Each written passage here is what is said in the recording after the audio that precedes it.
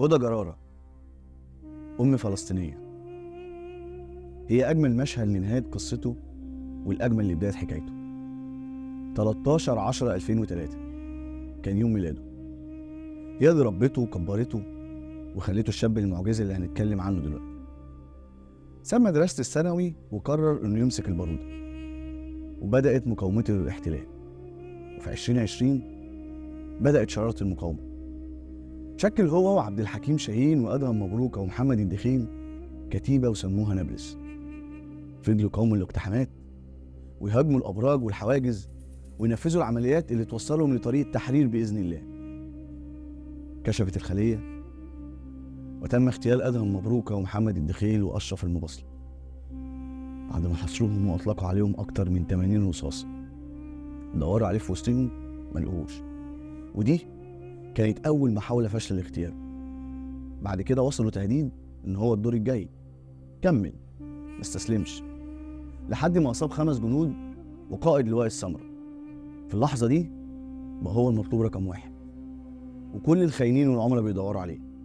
نفذوا عملية اغتيال تانية وقتلوا فيها محمود العزيزي وعبود صبحي، وتوقعوا إن واحد منهم، حد ما طلع لهم في نص الجنازة زي الأسد اتحصن بالبارودة. وقتها زادت شعبيته وزاد احتقان القوات.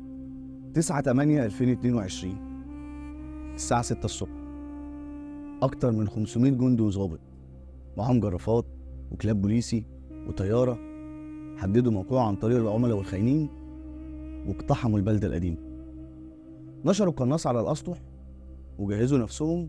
فضلوا ينادوا عليه بالسماعات ويقولوا سلم نفسك واطلع وارفع ايدك لفوق. وقتها عرف انه هينول الشهادة. كلم والدته ووصاها ان ما تعيطش عليه، ورمى عليهم 3 قنابل. فضل جيش كامل يضرب عليه اكتر من 3 ساعات بكل انواع الاسلحه، آلي وار بي جي وقذايف، كان معاهم دروع بشريه، وهدموا المبنى عليهم. استشهد معاه اسلام صبوح وحسين جمال، واتصاب اكتر من 40 شخص. انسحب الجيش ونقلوهم على المستشفى. وهنا كانت المعجزه، انه كان لسه عايش، بس الاصابات خطيره. وقتها الجيش عرف وفضل يراقب المستشفى من بعيد، والناس بره بتدعي يا رب انه ما يموت. لكن الامر اللي نفذ ونال الشهاده ابراهيم علاء عزت النابلسي، شاب فلسطيني مات وهو عنده 19 سنه. قوات الاحتلال فضلت تتفاخر وكل واحد ينسب الفضل لنفسه في موته.